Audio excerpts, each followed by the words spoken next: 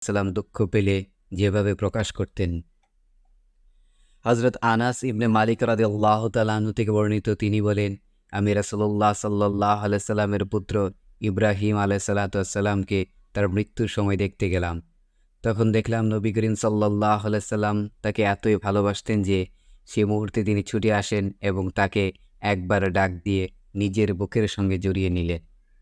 এ সময় প্রিয় নবী সাল্লাল্লাহু আলাইহি সাল্লামের দুই চোখ দিয়ে অশ্রু ঝরছিল।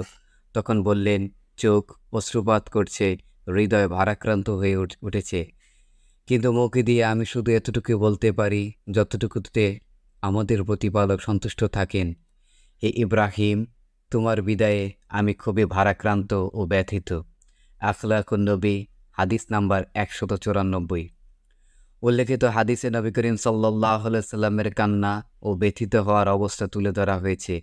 তিনি আনন্দের মুহূর্তে যেমন ভারসাম্য রক্ষা করতেন, ঠিক তেমনি দুঃখ ও বেদনা প্রকাশের সময়ও ভারসাম্য রক্ষা করতেন।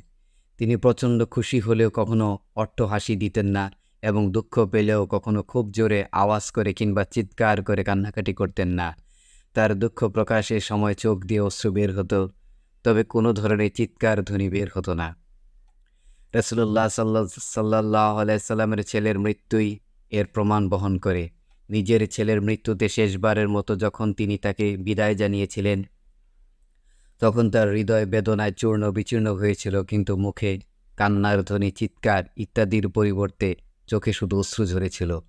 আরেক হাদিসে হজরত খালিদ ইবনে সালামা মাখজুমি রাদিয়াল্লাহু তাআলা আনহু থেকে বর্ণিত, তিনি বলেন, হজরত যায়েদ ইবনে হারিসা রাদিয়াল্লাহু তাআলা আনহু যখন মুতার যুদ্ধে শহীদ হন, তখন রাসূলুল্লাহ সাল্লাল্লাহু আলাইহি সাল্লাম তার বাড়িতে গেলেন। গিয়ে দেখলেন হারিসের মেয়ে কান্নায় ভেঙে পড়েছে। রাসূল সাল্লাল্লাহু আলাইহি সাল্লাম নিজেও তার সঙ্গে কাঁদতে শুরু করলেন। তখন একজন সাহাবী রাসূলুল্লাহ সাল্লাল্লাহু আলাইহি সাল্লামকে জিজ্ঞেস করলেন, হি আল্লাহর রাসূল, আপনি নিজেও কাঁদছেন? রাসূল সাল্লাল্লাহু আলাইহি সাল্লাম বলেন, এটা এক বন্ধুর প্রতি অপর বন্ধুর ভালোবাসার আন্তরিক বহিঃপ্রকাশ। রাসূল সাল্লাল্লাহু আলাইহি সাল্লাম যায়েদ ইবনে হারেসাকে হারানোর বেদনা সহ্য করতে না পেরে তার চোখ দিয়ে অশ্রু ঝরতে শুরু করে। আখলাকুন নবী, হাদিস নাম্বার 195।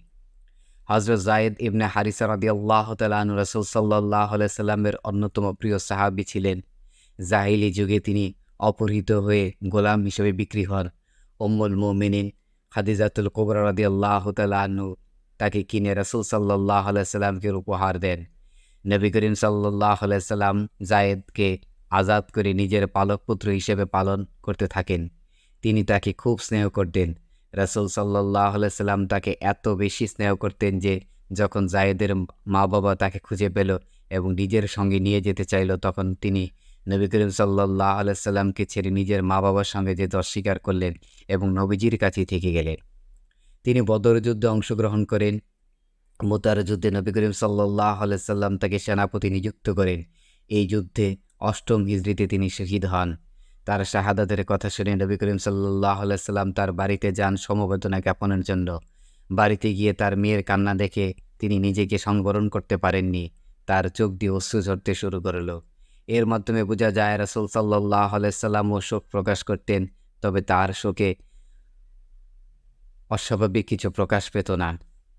প্রিয় ভিউয়ার্স, নবী করিম সাল্লাল্লাহু আলাইহি সাল্লামের সুন্নাহ মোতাবেক আমল করার জন্য সবার প্রতি বিনীতভাবে অনুরোধ করছি। মহান আল্লাহ আমাদের সবাইকে নেক আমল করার মতো তৌফিক দান করুন। ওমা তৌফিক না ইল্লা বিল্লাহ। আসসালামু আলাইকুম ওয়া রাহমাতুল্লাহি ওয়া বারাকাতুহু।